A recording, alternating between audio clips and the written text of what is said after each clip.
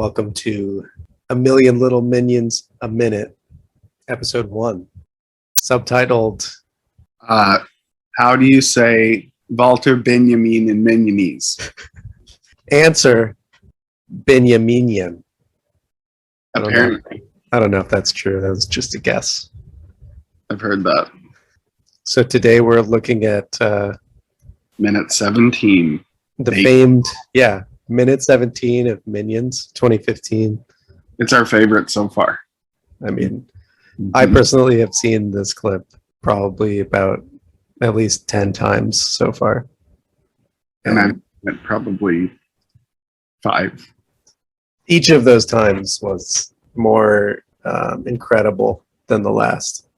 It really sort of revealed something that we've been learning as we study minionology, which is that minionology is really just about preparing us for the true viewing of Minions 2015 that is always on the horizon and hasn't quite arrived yet, but it appears sort of in glimmers every time we've devoted this kind of study to a minute.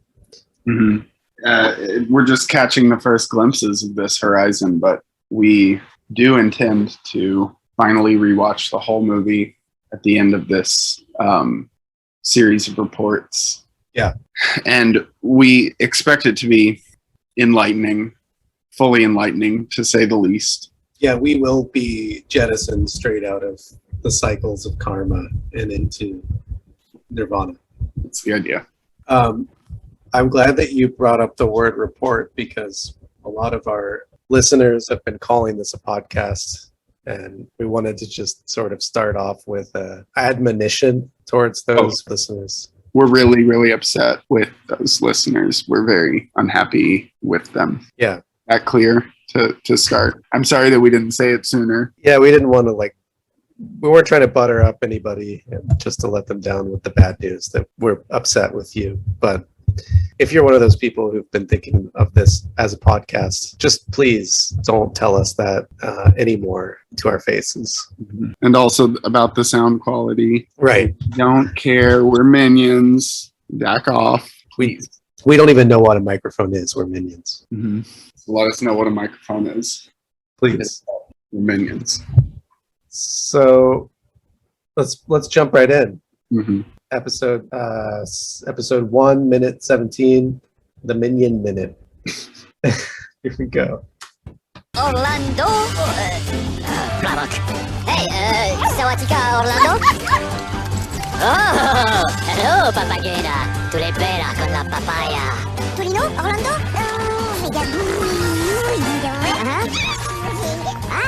Okay. Thank you, baby. C'est pas là. Salut, Orlando. Papagena.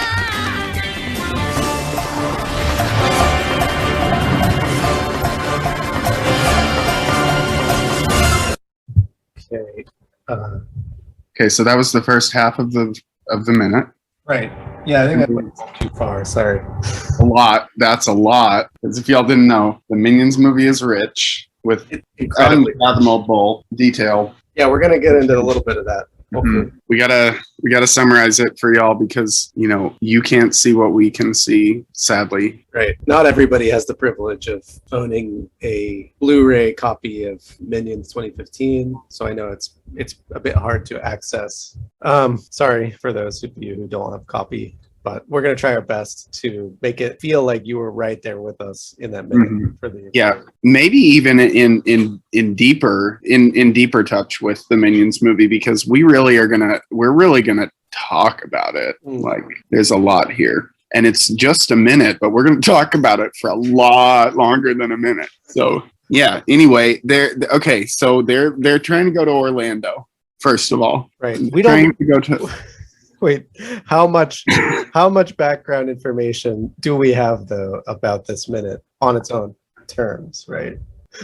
All we see are the it seems like they keep saying Orlando, so we have to assume. Right, but they could be talking about the opera Orlando Bloom. Or Orlando Bloom, right? Orlando Furioso, the song of Roland, the medieval knight.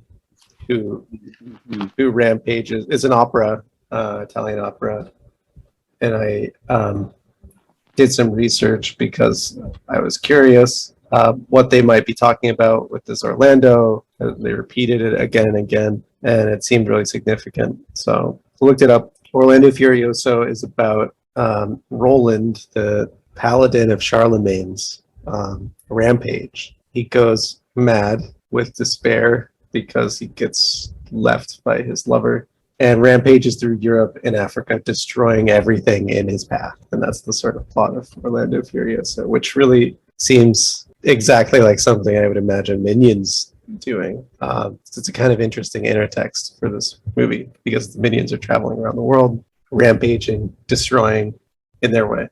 So maybe it's like as much a credo as it is a destination when they're Right. yelling Orlando. We don't know. Right.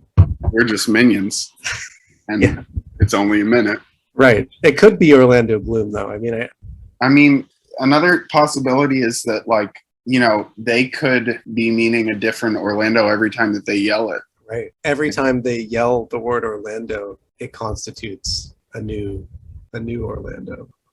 Yeah. Yeah. Who knows what kind of Orlando they'll find. Right. We don't know. I guess maybe we should give people a little bit of context about what's happening. They're walking around in what looks like New York City. Mm-hmm. Sidewalks and stuff. Sidewalks. It looks like maybe People's like legs. Greenwich Village or something. Maybe. Yeah, there's people's legs walking by. They say Orlando at them. Nobody responds. They just keep walking. Yeah, because minions are about like knee height of a human. So the shot shows them sort of like wandering around at foot level. We don't really see whether any of these people are even noticing them or not. Yeah, it doesn't seem like they register the minions at all. Right. And then one of the minions, I think it might be Bob or Stuart. Maybe Stuart talks to a dog, asks it of Orlando, and the dog leaves. It sort of barks and then leaves the scene. And then behind the dog there is a fire hydrant, and that initiates a really interesting scene.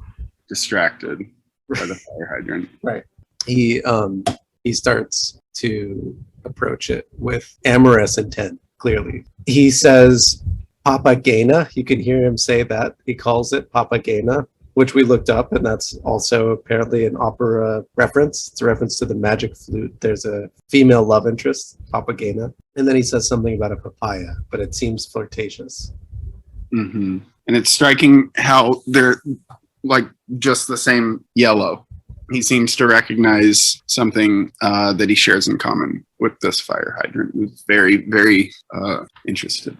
Yeah. And it's like the first, obviously we're jumping in at minute 17. We don't really know what's going on, but it's the first time in this minute that we've seen anything like sexuality in a minion. So that might be some kind of Chekhov's gun, we think. Don't put the gun on the mantle unless you want it to be there.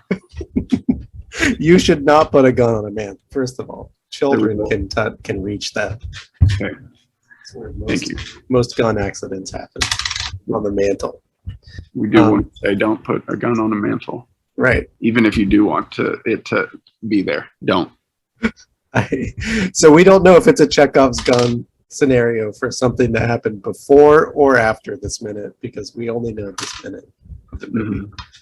But so what are the minions doing in this minute? Right. There is something very powerful with this fire hydrant.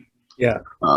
Because we don't see Stuart doing anything else except hanging out with the fire hydrant until after Kevin, I think, talks to a baby in a stroller. Mm-hmm. And the baby, it took us a few viewings to realize the baby knows how to get to Orlando. Right. Thankfully. So now we know that it is a destination they're trying to get to. It's been confirmed. Yeah.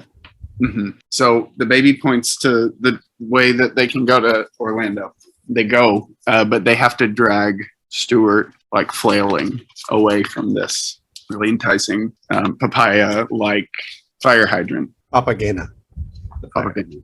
And all of that was conveyed with like maybe one line of dialogue, almost no dialogue. Like there's just Orlando, Orlando, Orlando, and then Stuart says something kind of incomprehensible to the fire hydrant. Also, all of that was within the first 30 seconds of this minute. You probably noticed if you listen to it, the sonic texture of this is really crazy. It's full of all kinds of goofy sound effects. And then the cuts are really fast. Like there's nothing really longer than 5 seconds. And each of those seconds, like Stuart was saying, is full of so much information that as adults, we had a hard time fully like reading what was happening in terms of the plot, the basic like plot of it. It's fast. It's like a minion speed. And so this is part of why we need to do this podcast, to engage in sort of self-improvement aspect of minionology. Part of the idea of minionology is to become more like a minion so that we can see things as fast as minions. Right. To do them and like make meaning for ourselves out of all the meaning that's like rife in every single second of minion existence. It's a really compelling challenge. Yeah. I was thinking a little bit as we were talking about the kind of purposefulness of minions, like that they only ever have a single destination or purpose that they're sort of focused on. Even when they're distracted, they're singular in their distraction. They don't like stop to contemplate much. And maybe that's part of what gives them their sort of speed and gives minion montage its kind of speed. They're beings that are really sort of unidirectional. And in that way, they're purely positive. Like they don't stop to think about the idea of the other option, right? So they don't have negation in their mind because, in fact, there's no negation in their future. There's only like actual goals, real like positive assertions of direction. Right.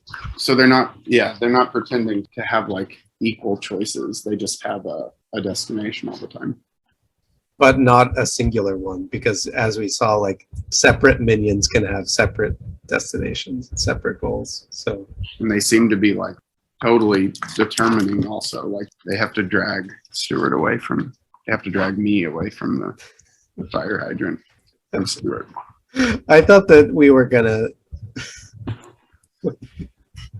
how much do you identify with the character? Are you the actor who plays Stuart, or are you just identifying heavily with?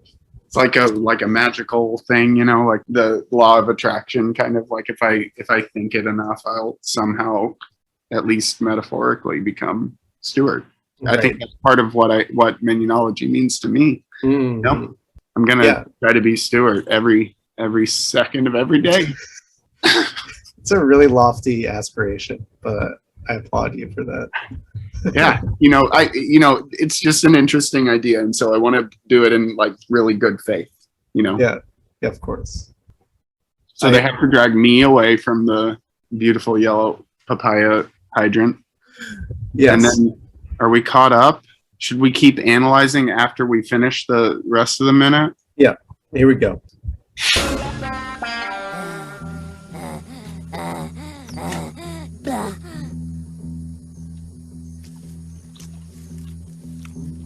Hey, Stuart, come on in.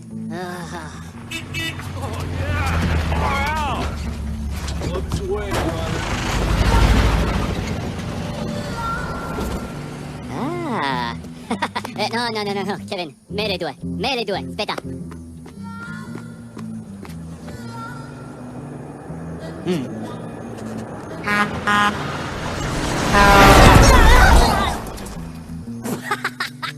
No, mets les doigts. Oh, sorry, I overshot. That last 10 seconds didn't happen. Just gonna cut that.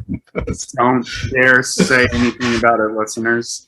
Oh my god, I'm so embarrassed. We watched more than our minute. Oh, okay, didn't happen. The listeners better not. I mean, the villains better not complain. If we're gonna complain about this, we're gonna cancel this report. We will. We're gonna cancel it if anybody complains, because fuck y'all. It's not. Cool. We don't care about what you think. Yeah. So the minions walk across what looks like the Brooklyn Bridge. They're following the baby's directions and Dragging Stuart, me.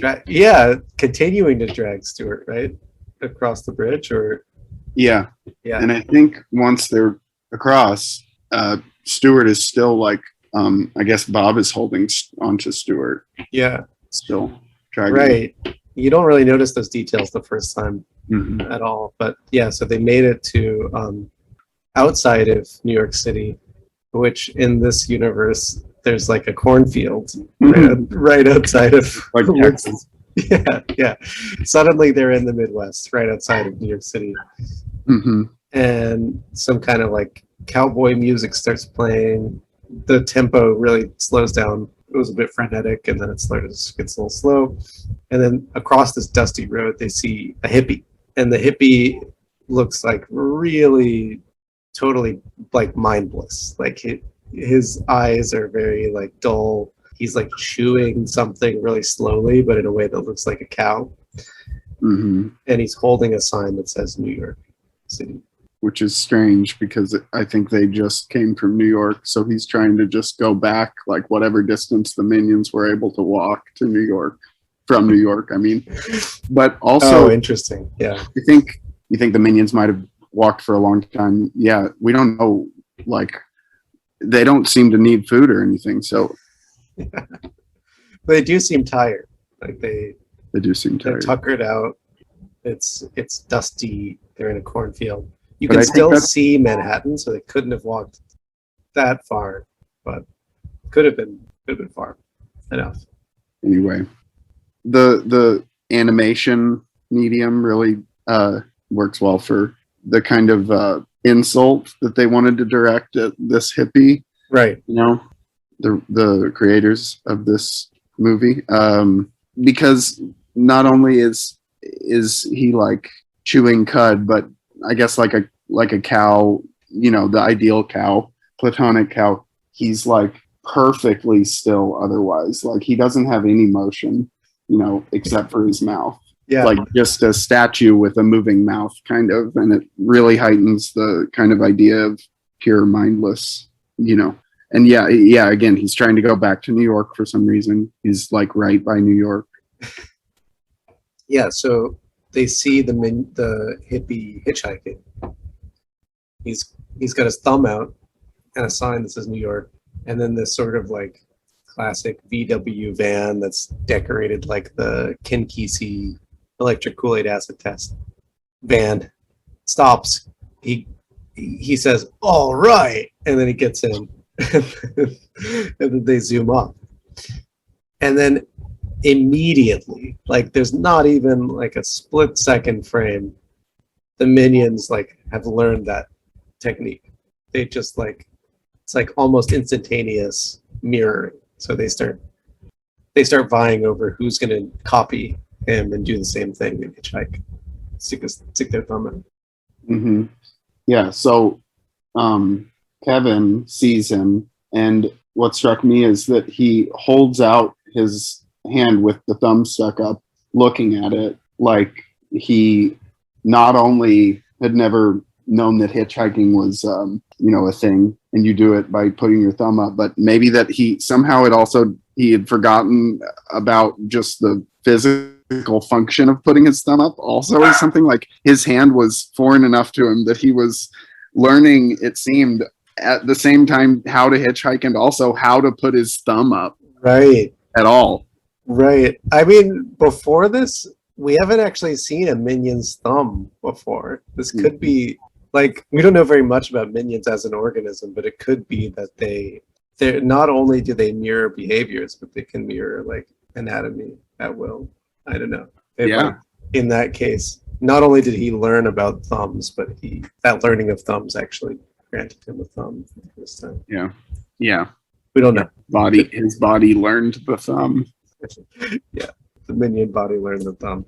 That's sure what it looked like. Yeah. He was excited about it too. He was glad to have that new power. Yeah. It reminds me of Even Cowgirls Get the Blues by Tom Robbins. Oh, I don't know about that. So the protagonist, when she's a baby, her dad's friend says she's got huge thumbs. She has like really big thumbs, like double the size of normal thumbs or something. And from when she was born, and her dad's friend is like, dang, look at them thumbs. I bet she's going to be a great hitchhiker when she grows up. And so she grows up to become the world's best hitchhiker. Okay. So on, no spoilers, but again, with the gun on the mantle, I wonder if the thumbs are going to come back. Right. They invented them. Yeah. Like you got to use them. Some Jack Horner stuff is going to happen. Yeah, probably. Probably. Sticking their thumbs in a pie, pulling out some blackbirds. Yeah, who knows? All kinds of birds. You talking about a novel about hitchhiking made me realize that it struck me that like even depicting hitchhiking is kind of interesting for a movie, like a popular movie. Like just that like hitchhiking is this thing that's like coded in Hollywood with horror, I guess, if it exists at all, if it's talked about. It's like something that is inevitably going to have a scary consequence. And yeah, like just like portraying hitchhiking as like something that happened and was a neutral phenomenon, a good or neutral, is kind of interesting for Minions to do. The movie. Mm-hmm. Yeah. Because of course the minions are going to be naive to the supposed dangers of hitchhiking, but Right. well, we still don't know what's going to happen to these minions on this hitchhike ride, though. Right. I don't want to jinx it. I guess we're going to have to see next episode, especially if we happen to roll like a later minute. Maybe this is going to turn out to be like a Saw type, like Jigsaw type situation. They're going to get like tortured. Yeah, you're God. I mean, also, the villains listening, they don't know either. They haven't seen it, presumably. We're mostly targeting the people, right, who haven't seen this movie and want to get a sense of it through our analysis. Yeah. So, that's true. It might be the bad kind of hitchhiking. But that's exactly what I was saying, is that there's this sense that like as viewers we read that in, but minions don't, and I think that's beautiful that they don't.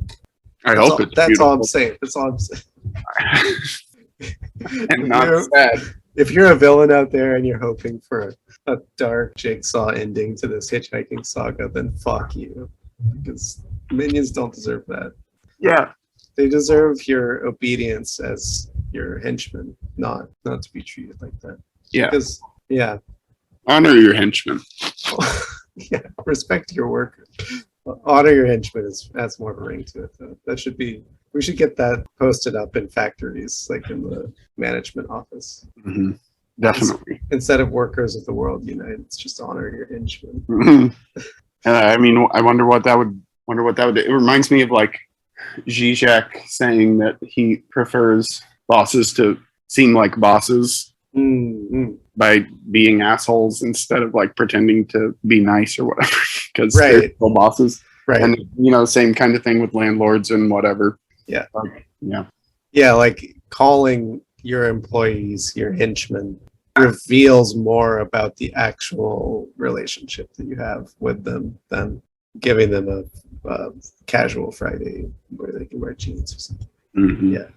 Yeah. It's like we need to revive that kind of language, the like minion, the henchman villain dichotomy. Mm-hmm.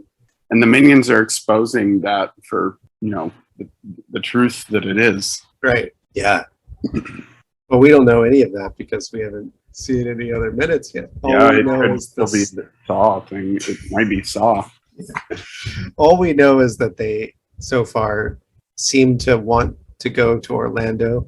And they seem like happy-go-lucky, I gotta say. That's another thing they seem. They seem like even when they're, overcome by like whatever that was, love, lust.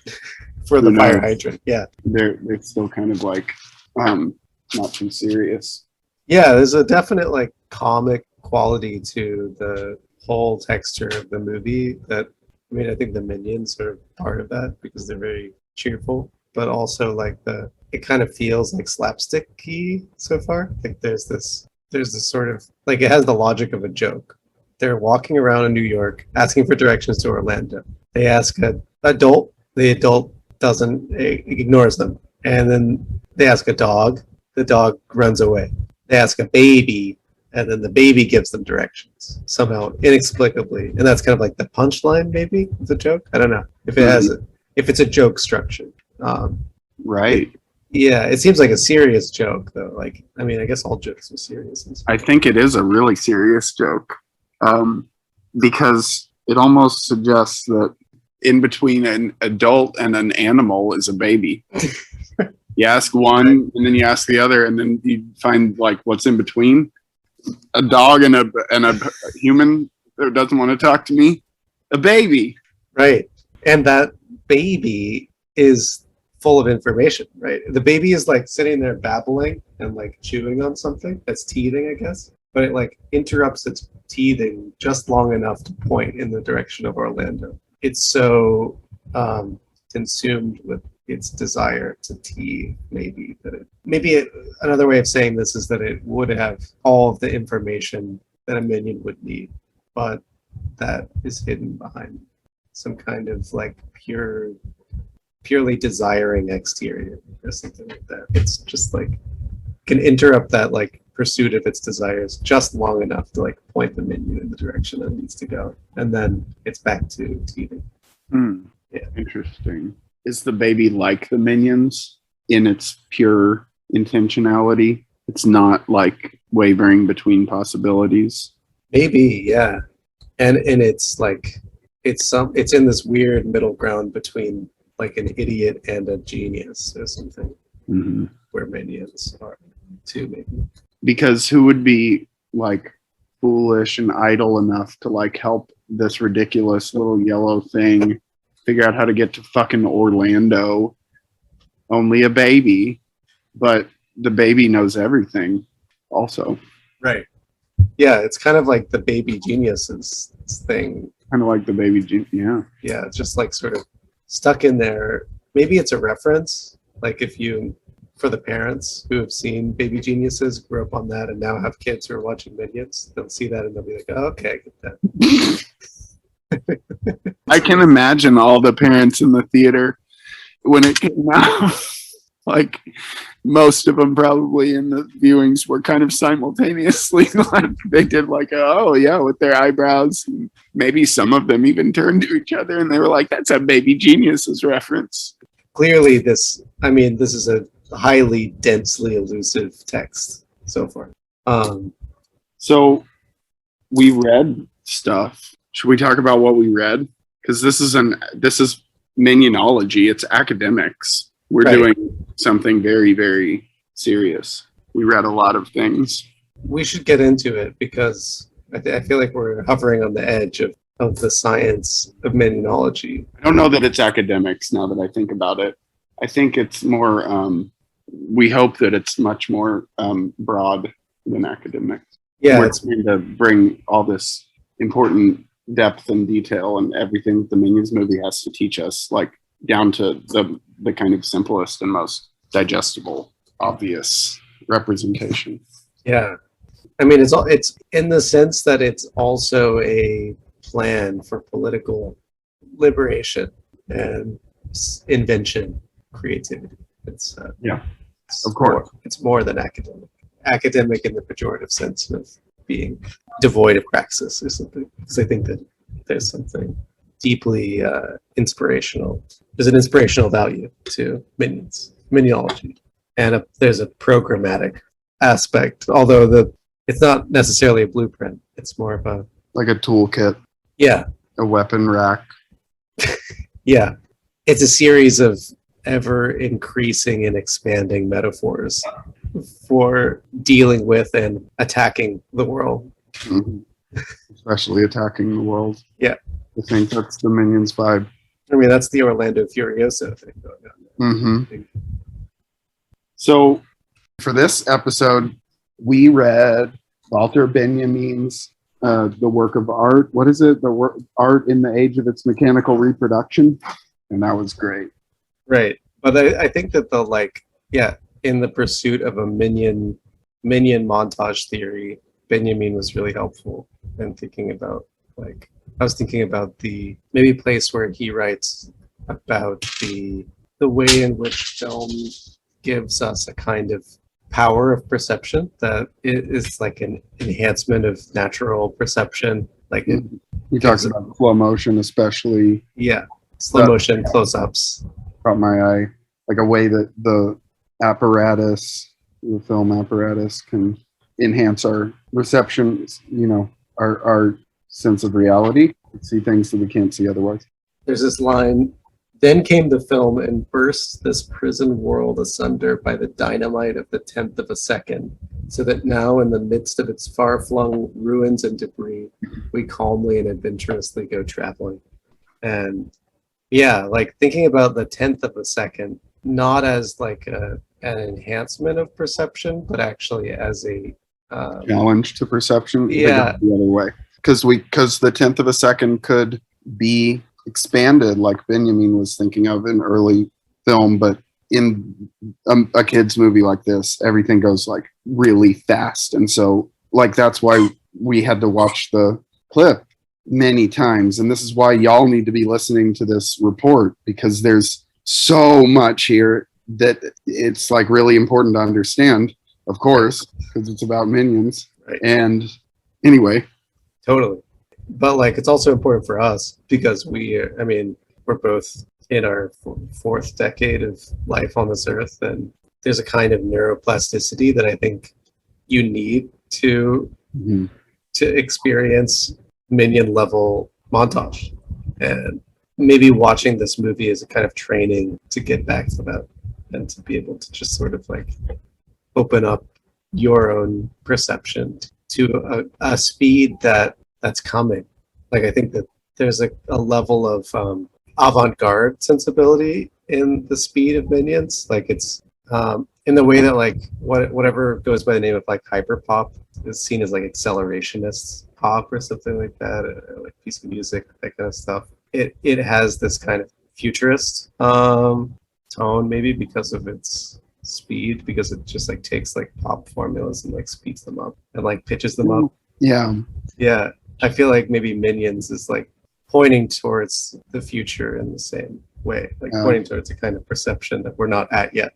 It's also compelling that you say futurism, because as we know, futurism is fascist, and the Minions, for all we know, might be, I don't know, they're futurists. I mean, that's super interesting question. So yeah, the Benjamin thing about futurism was that like fascism is like an aestheticization of politics, which culminates in war. And like Marinetti's comments on war kind of like basically was sort of evidence for that relationship. That like futurism is this kind of like celebration of war, which like demonstrates this connection that otherwise was like a bit hidden between the aestheticization of politics. It was under fascism and war. They were a movement to affirm the, good associations with images of war and, extreme violence. And so I guess we have to watch for what kind of villains these minions are attracted to. Who are they going to be the henchmen of? Right. That's the question. Yeah, I think that that's an open question for minions, which is what makes them kind of radical. Is that it's like it's a mass. We're in this sort of like mass situation of modernity, and the mass could either be revolutionary or it could be reactionary. And I think that something about minions. I was telling Stuart earlier that there's something like profoundly anti-aesthetic about minions. In the like, if fascism is a kind of aestheticization of politics, which I mean, then maybe the claim is debatable. or a kind of like fetishization of certain kinds of like seriousness, traditional seriousness or something like that. Like minions in their kitsch and in their cuteness kind of innately resist those forms of seriousness because minions are for babies, ultimately. Yeah. And the minions themselves, they don't really seem to, I guess from this minute we don't know. Well, from this minute we know that Stuart was flighty enough to apparently fall in love with that's really not serious. That's not committed to any ideal, beautiful vision of the good, Right. the proper tradition, and yeah, that same thing from the angle of like online right wing stuff, like the Greek and Roman busts that fascists like on the internet. Right. They just seem really distinct from the sort of mood that is evoked by a Minions meme, our beloved Minions memes. Right. It's hard to even imagine a Minions meme that said something like reject modernity, embrace tradition or something. Because it would immediately be like, what what traditions? You're a minion. You're like an empty, like semi person. Right. That is like always trying to approach and values, never like owning them, just Right. like going between them all the time. Right. There's nothing that's like proper to a minion. They're always just like trying to find something, it seems like. Right. I wonder if that is related somehow to like the way that Minions is like exists in the real world as a kind of like As like a kind of like consumer icon. communized, though. It's not a consumer icon. It's like a consumer producer synthesis icon, because the best of the minions is like, who knows what kind of people making absolutely like personal, like absurd, like hyper specific, really sincere like memes. It's like really well distributed, I guess, in at least the idyllic kind of view of this, like this minion meme thing. Like the memes, the minions of production have redistributed themselves pretty Right. well, pretty impressive. They're like somehow a technology that is maybe especially amenable to like a revolutionary reappropriation. Yeah.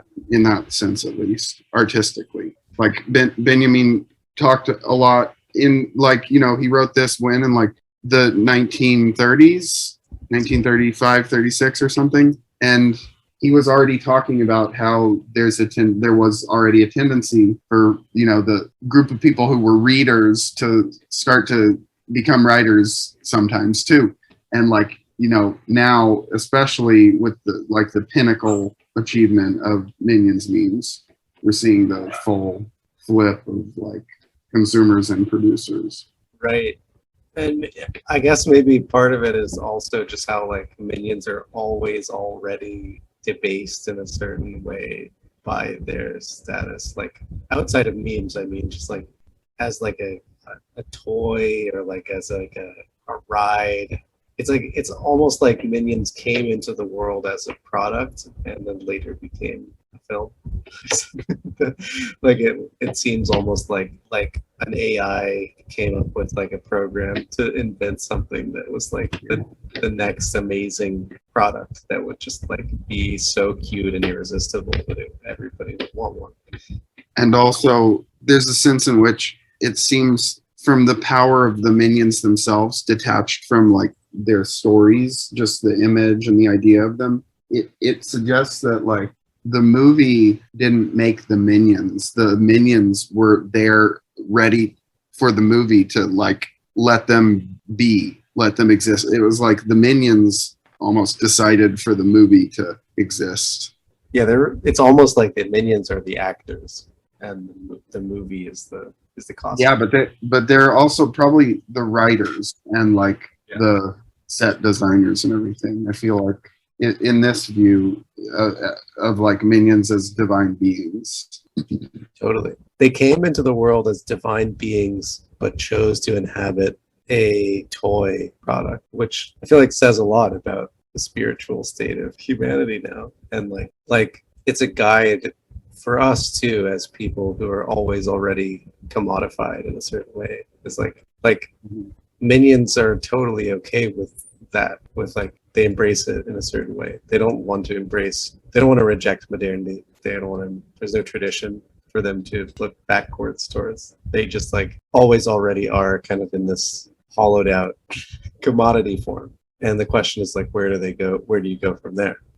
The other thing about where you can go from there is that when you're a commodity form, there's a new kind of like connection, a new potential for like distribution across the entire world. So, you know, they debase themselves by being like usable for anything, you know, kind of like capital in a way.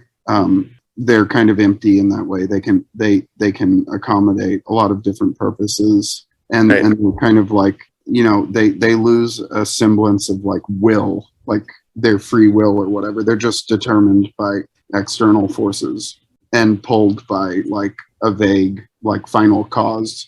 Yeah, they can be used by any villain. Yeah. They're Yeah. at the ready. Or any fire hydrant or whatever, sexy fire hydrant. Yeah, I lost what I was like. I'm a minion. I just went off on a path towards one way of Chasing a fire hydrant. so they're able to like distribute themselves radically. Like, you know, if they're this universal, then they can stretch themselves throughout. They can be anywhere. They can be anything, and that has a lot of potential for liberation of some sort, along with its debasement. It seems like in the minions case, they're becoming babies in order to like become free. Right. That's what minionology is all about too. Yeah, that's what minionology is all about. That precisely is what it's about. So should we talk about the hippie? No, fuck the hippie. We could talk about the minions and Charlie Chaplin. Oh, interesting. Okay. What do you have to say about that? Not much. Nothing. I feel like there's something there with the hippie though. I mean, compared to Charlie Chaplin. I feel like there's got to be, I mean, obviously Charlie Chaplin, right? Charlie Chaplin mocked Hitler, right? Or was it the other way around? Maybe that's... Man, that would have been way cool. I wish Hitler had mocked Charlie Chaplin. That would have been a much cooler Hitler, I bet. Right. Maybe that's the I doubt he. That's You think he ever mocked anyone? Or unintentionally was just copying Charlie Chaplin, but not understanding the humor of it, just taking it too seriously. That's the ambiguous position of minions with relation to fascism too. Is it a mockery of fascism, or is fascism a mockery of minions? Yeah. Yeah, we'll workshop that idea. That's what minionology is all about. It's all about that. That specific sentence is what minionology is all about. So let's see. Another interesting thing from Benjamin was he said counterintuitively, which apparently he likes to do, that acting is a performance test. It took a little while to think, chew on that idea, and then like it makes sense because the director approves or disapproves each like take, and they have to do it over again until it's like convincing enough. And Benjamin says that it's like a test of being human enough, kind of seeming fully human as possible for the movie, for the role. And that was pretty compelling, I thought. And it made me wonder about animation and how, whether we can say the same sorts of things about the test. You know, you can certainly view and revise your computer animation as you're going, but it does seem a bit more like a painting, which is just like a skill that, you know, there's not a lot of like, you know, social control in the same way. Like there isn't like the human as like a part of the art. There are minions, and so if the test for human actors is like, do they seem human enough for the people who want to see their own humanity reflected from the mirror of the camera from the actors to them, then what kind of test is the audience giving the minions here? What demands do the minions need to meet for the audience? I thought that was something pretty important. And I think that's a question that really just came from the Benjamin reading and probably not specifically from this minute. So maybe this minute doesn't have that much. This probably is an important question to keep in mind for this entire series of reports. There are going to be a lot of them because this is a whole movie. I don't know how many minutes. I was just going to say, what was I going to say?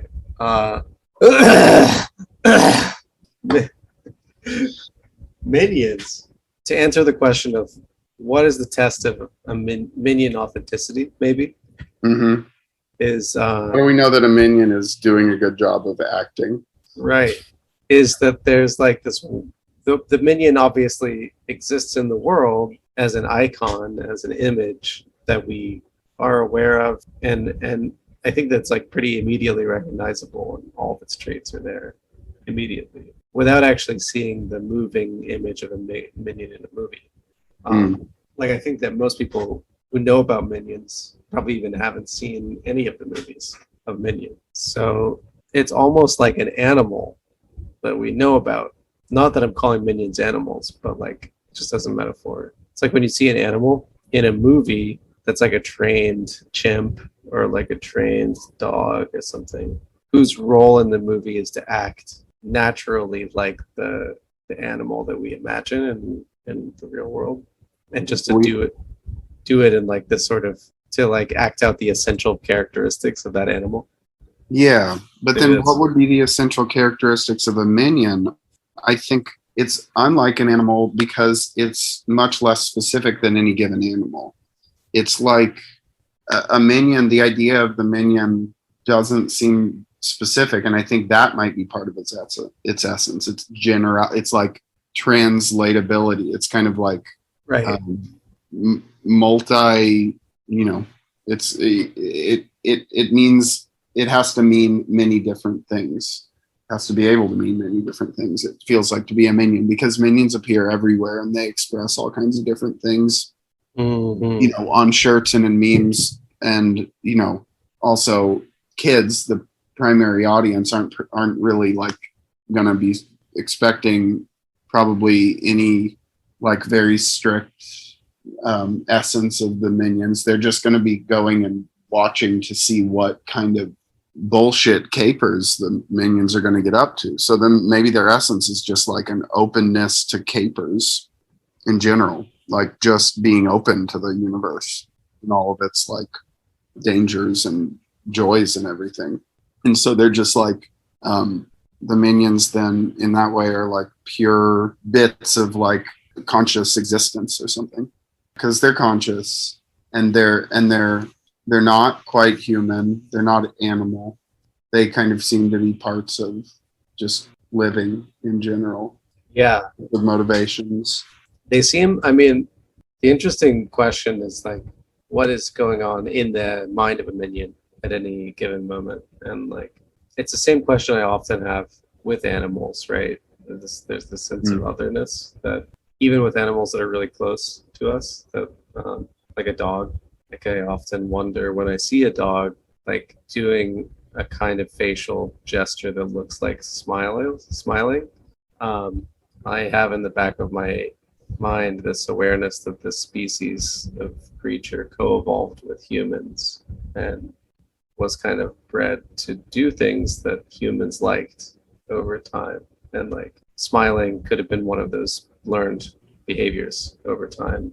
And like, what does it actually feel like for a dog to do what looks like smiling to a human? And like, is there this sort of radical otherness there that we just sort of interpret shallowly as like similarity? And yeah, so like by the extension, I was wondering if minions also are this kind of like, I think this is an interesting question, because I think with Benjamin, we would expect the audience to have like a good reason for holding a certain standard for whether the minions are good enough in the movie at being minions. And I think that standard would have to be some kind of sense of sameness, like some kind of recognition of some of what it is to be some of the essence of a minion as also part of the human essence, or somehow connecting in some important way.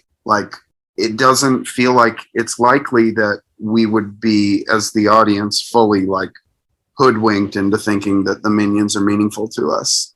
I think we must have a real connection for them to, mean as much to us as they do. Right. A real like shared nature. To me, it seems like the animality is like the sense that they're just characterized at any given time by just one simple drive, one simple desire.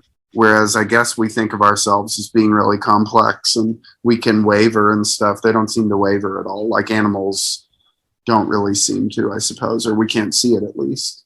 The minions are like pure direction, pure like orientation. Yeah, like the baby, I guess. Mm-hmm. It's just sort of like a hungry genius and fool. Mm-hmm. So, only knowing like, exactly what they can know. Mhm. Only trying to know that.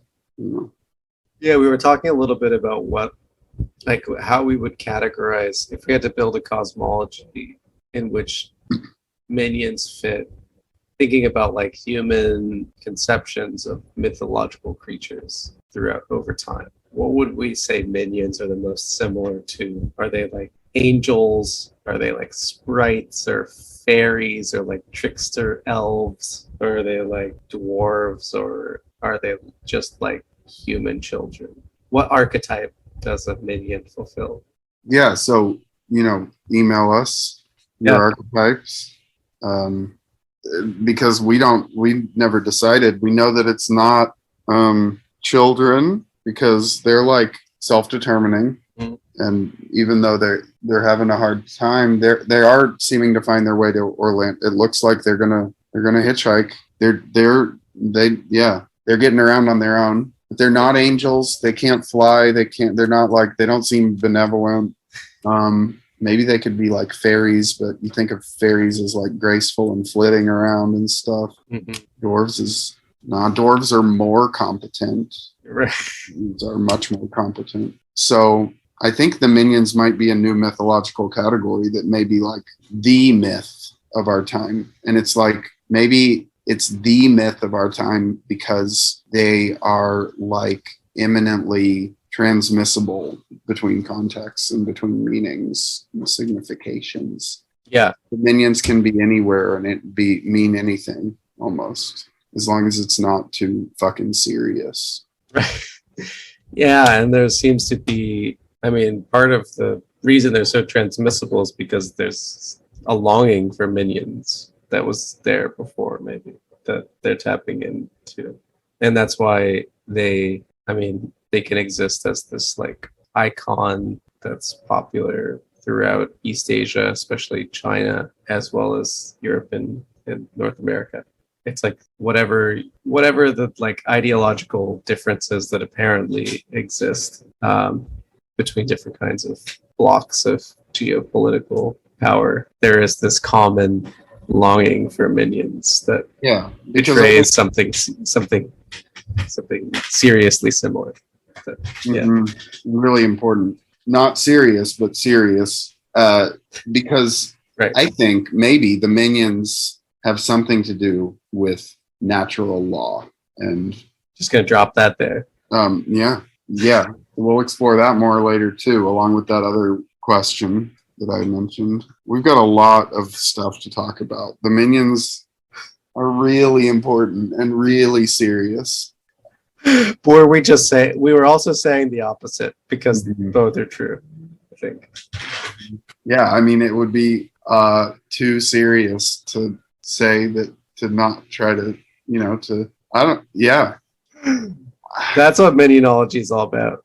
Yeah, it is what minionology is all about. That precisely. And specifically is what minionology is all about. Mm-hmm. Well, should we roll our die for our next episode? Is it time? Yes. Okay. I've got it over here. Oh, you have the die this time? You left it over here at my place. Okay. Last time I came over, when we were playing with the die. You're playing dice. Rolling it for fun. We were just hanging out and rolling a die, seeing what we came up with. There's so many numbers. It's just, you never know what you're going to get. Yeah, it's really unlikely that you have the same one more than once. And so you're always astonished. Right. That's always, I remember those days when we would get the same number and we'd call all our friends. Back when we had two-sided dice, and one-sided dice. Yeah, that was, oh man. The kids these days just don't understand how lucky they are to have 125-sided dice. What would a one-sided die look? It would have to just be a little sphere, a little ball. Yeah. A two-sided die, it's kind of a coin, I guess. That would be a coin. What's a zero-sided die? Doesn't exist. I've got one of those. There is no real lack. Okay, I'm rolling the die. Whoa. Okay. This is interesting. We got minute number 14. So 3 minutes before the minute that we just watched. I feel like this is going to be like a modernist novel all of a sudden. Okay, let me just play the minute. I can't wait to watch it. 14. Oh, God. Les bodies? Hey, Kelamaka! Kelamaka, les bodies! Hey, c'est là-bas! Hey, les bodies! Non? Oh. Bob! Bob! Ah, Pawani! Tous les Macumba! Che passo? La triba! Oh, tiens, les teams! Oh, les teams! Thank you! Oh là, no, la clota! Puritano, boing, boing! Domini, lo taquito, marano!